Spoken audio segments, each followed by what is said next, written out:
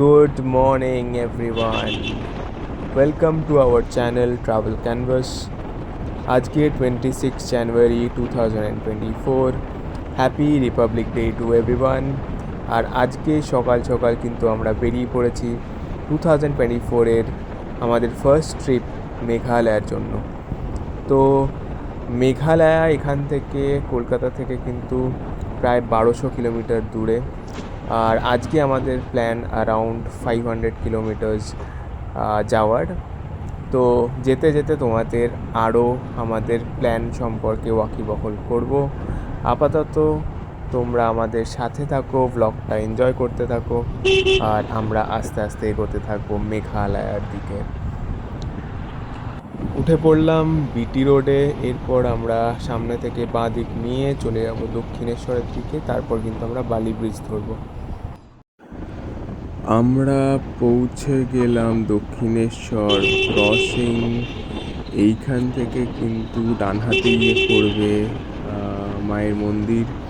আমরা কিন্তু বাঁ দিকটা দিয়ে সোজা চলে যাব বালি ব্রিজের দিকে। আর আমাদের প্ল্যানের ব্যাপারে তোমাদের একটু বলি। আমাদের ওখানে মেঘালয়াতে টোটাল 6 দিনের প্ল্যান, আর প্লাস আমাদের এখান থেকে 2 দিন লাগবে মেঘালয়া পৌঁছাতে। তো সেই হিসেবে আমরা এগোচ্ছি কি কালকে আমরা মেঘালয়া পৌঁছে যাব, আর তারপরে আমরা ওখানকার যে জার্নি, মেঘালয়ার যে জার্নি, শিলংয়ের যে জার্নি, ওটা স্টার্ট করব।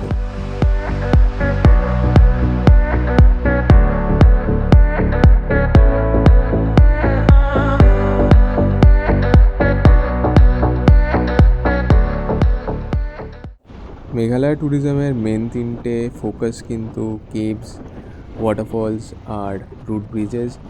রুট ব্রিজটা স্পেসিফিক্যালি দেখার জন্য আমি একটু বেশি এক্সাইটেড, কারণ একটা ভিডিওতে আমি দেখেছিলাম, আমার কিন্তু অসাধারণ লেগেছিল জিনিসটা। আর এখন ওয়াটারফলসে যাই না, মনসুনে গেলে হয়তো আরও ভালো করে ওয়াটারফলসগুলোতে জল দেখতে পেতাম। হয়তো এখন অতটাও জল থাকবে না, বাট স্টিল যখন যাচ্ছি তখন তো অবশ্যই সেগুলো ভিজিট করব। আর একটা জিনিস হলো যে মেঘালয়ের রুট ম্যাপটা তোমরা যদি কখনো ভালো করে দেখে থাকো, তাহলে কিন্তু তোমরা দেখতে পাবে যে রুট ম্যাপটা অনেকটা ফ্যান্টাস্টিক সিম্বলের মতো দেখতে। হাতে 3টে আঙুল কিন্তু 3টে ডিফারেন্ট রুট ডিনোট করছে। আর এই যে রাউন্ড শেপটা, সেটা কিন্তু শিলংকে ডিনোট করছে, যে ওটাই শিলং। আর 3টে রুটের মধ্যে যে রুটগুলো পড়ে সেগুলো হলো ডাউকি, মৌসিনরাম আর নংসপোডাইম। বাঁ দিকে চলে গেল মুম্বাই রোড, আর আমরা কিন্তু ডান দিকে নিয়ে নেব দিল্লি রোডের দিকে। আর বাঁ দিকে রাস্তাটা দিয়ে চলে যাওয়া যায় মন্দারমণি, দীঘা, কোলাঘাট, এইসব জায়গাগুলো। আর ডান দিকে কিন্তু আমরা চলে যাব বর্ধমান, ব্যান্ডেল, চুচুড়া এই দিকে।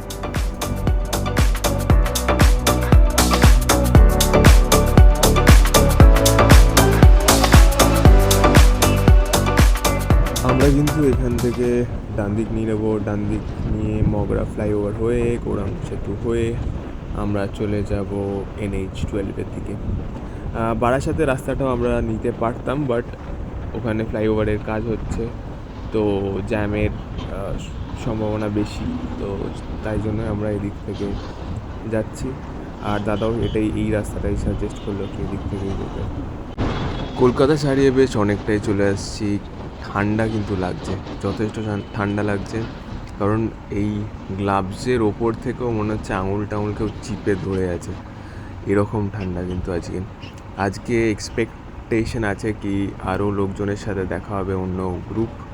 তার মধ্যে থেকেই আমি তো ভুলেই গেছিলাম আমার রাইড পার্টনারের সাথে দেখা করাতে। তো সামনেই যে যাচ্ছে সে হলো বোস, আর পেছনে আছে টুবাই কিন্তু নতুন ববার কিনেছে, আর ও ফার্স্ট টাইম নতুন বাইক কিনেই আমাদের সাথে এত বড় একটা রাইডে যাচ্ছে। তো আমাদের প্ল্যান কিন্তু ইদার আমি বা বোস লিড করবে, আর টুবাইকে মাঝখানে রাখতে হবে যাতে ও আমাদের ফলো করতে পারে। আমরা সবে 55 কিলোমিটার এসেছি কলকাতা থেকে।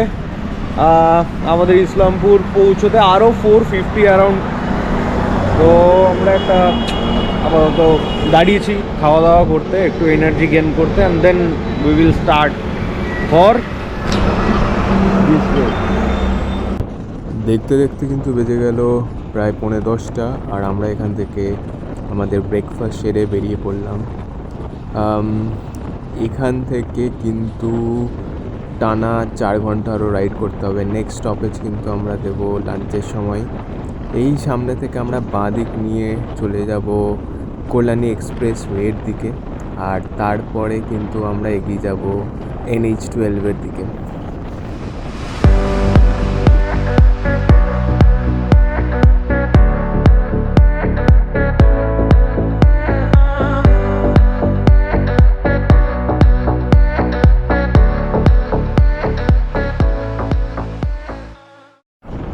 একটা জিনিস হয়েছে, পেছনের দিকে কিন্তু একটা বাঁ দিক ছিল যেটা আমরা মিস করে গেছি, আর সেই জন্য আবার আমাদের এই বাজে রাস্তাটার মধ্যে ঢুকতে হচ্ছে। এখন বাঁ দিকে কৃষ্ণনগরের রাস্তা, কৃষ্ণনগরের এই রাস্তাটা কিন্তু খুবই খারাপ, এখন এখানে রাস্তার কাজ চলছে, সেই জন্য রাস্তার অবস্থা একদমই ভালো নয়।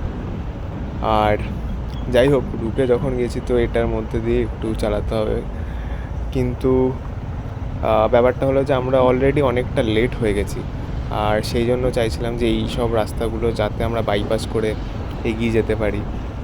ঠিক আছে, দেখা যাক সামনে আর কতটা গিয়ে আবার একটু ভালো রাস্তা পাই। পেছনে কিন্তু অনেকটা বাজে প্যাচ আমরা ক্রস করে এলাম, সামনে এখনও মনে হচ্ছে আরও কিছুটা যেতে হবে এরকমই খানাখন্দের মধ্যে দিয়ে, আর তার মধ্যেই লরির জ্যাম, ওরা মানে সোনায় সোহাগা হয়ে গেছে একদম।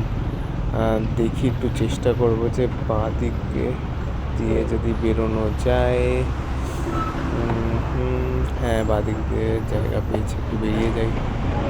আর এখনও কিন্তু আমাদের প্ল্যান যা, আমরা ওই ফারাক্কার সামনেই লাঞ্চ করব, তার আগে দাঁড়ানোর কোনো প্ল্যান নেই, কারণ একটু আগেই খেলাম।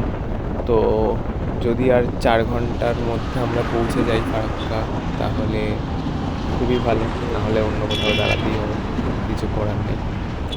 যাই হোক,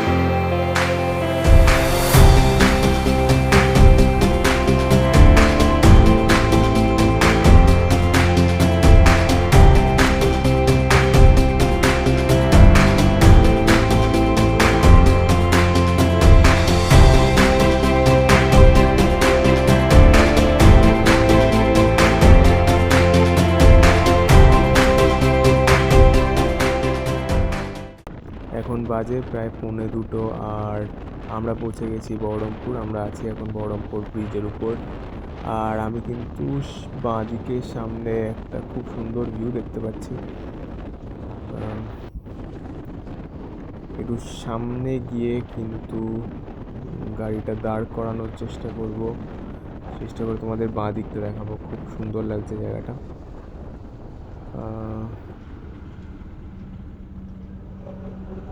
এই হলো বহরমপুর ব্রিজের ওপর থেকে ভিউ,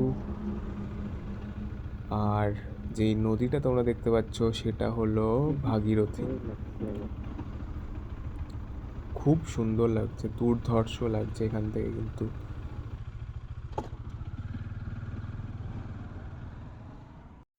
বেজে গেছে 2টো, আর আমাদের খিদেও পেয়ে গেছে, তাই জন্য আমরা সামনে দেখেছি পাপ্পুদার ধাবা আছে, ওখানেই আমরা লাঞ্চটা সেরে নেব। আর আসার পথে কিন্তু আমরা বেশ কয়েকবার দাঁড়িয়েছি, 3-4 বার দাঁড়িয়েছি, আর লাস্টবার দাঁড়িয়েছি বহরমপুর বাইপাসে। এত সুন্দর লাগছিল জায়গাটা, তো না দাঁড়িয়ে কিন্তু আমরা পারিনি। কিছুক্ষণ ওখানে দাঁড়িয়ে ফটো টটো তুলে তারপরে কিন্তু আমরা আবার স্টার্ট করেছি ওখান থেকে। এই সামনেই কিন্তু ধাবাটা দেখা যাচ্ছে, পাপ্পুদা ধাবা। আমরা ওখানেই কিন্তু আজকে লাঞ্চটা সেরে ফেলবো।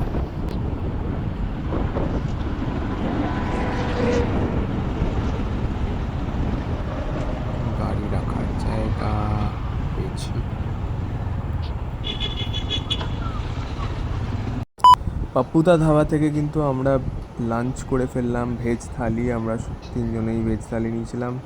আর এবার ব্যাগ ট্যাগ বাঁধা হচ্ছে। এবার কিন্তু আমরা এখান থেকে বেরিয়ে যাব। এখান থেকে ফারাক্কা আর 80 কিলোমিটার, ওখানে গিয়েই আমরা আবার নেক্সট স্টপ নেব।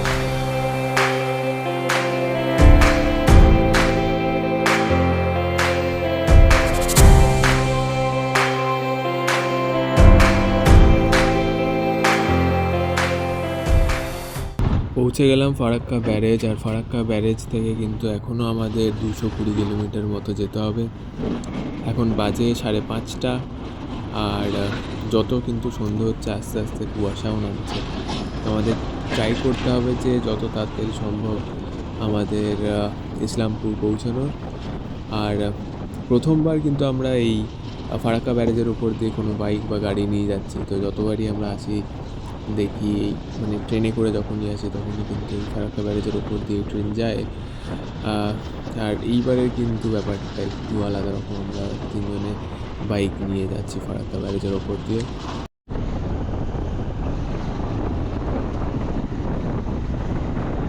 আমরা চলে এলাম ফারাক্কার আয়োজন টোল ক্রস কলকাতা।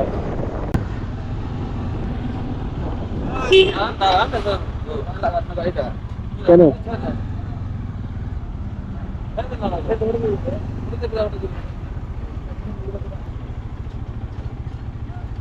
বাইক ঢুকছে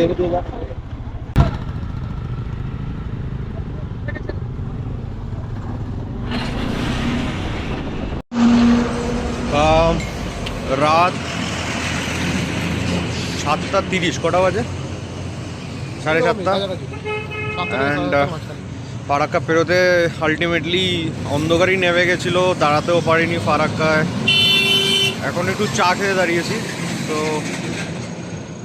অন দ্য ওয়ে, এখনও 100 কিলোমিটার দেখাচ্ছে প্ল্যান যেখানে স্টে করব। দেখা যাক আলটিমেটলি কখন পৌঁছতে পারি। এক্সপেক্ট করছি আমরা 9:30টার মধ্যে ঢুকে যাব। আর বাকিদের কি অবস্থা? How are you guys? কেমন লাগছে ট্রিপটা? মানে ঠান্ডা থেকে আসল ঠান্ডার অবস্থা খারাপ। আর মানে মেঘালয় যাওয়ার পথেই কি মনে হচ্ছে, মানে যাওয়ার পথে ও জমে গেছে গাড়ি চালাতে গিয়ে, বাবারে।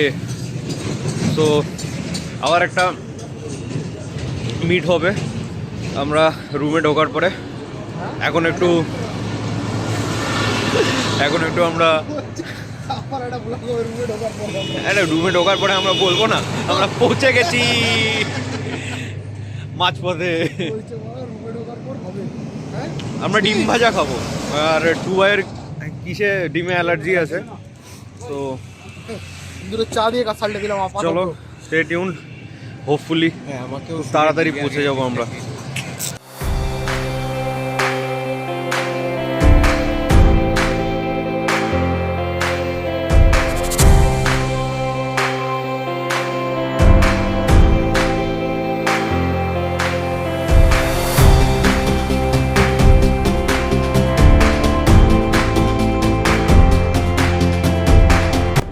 বাজে প্রায় 8:30। আর এখন কিন্তু মাঝে মাঝেই ঘন কুয়াশাতে রাস্তা পুরো ঢেকে যাচ্ছে, ভিজিবিলিটি 0 হয়ে যাচ্ছে। আর তার মধ্যে কিন্তু আমরা এগিয়ে যাচ্ছি।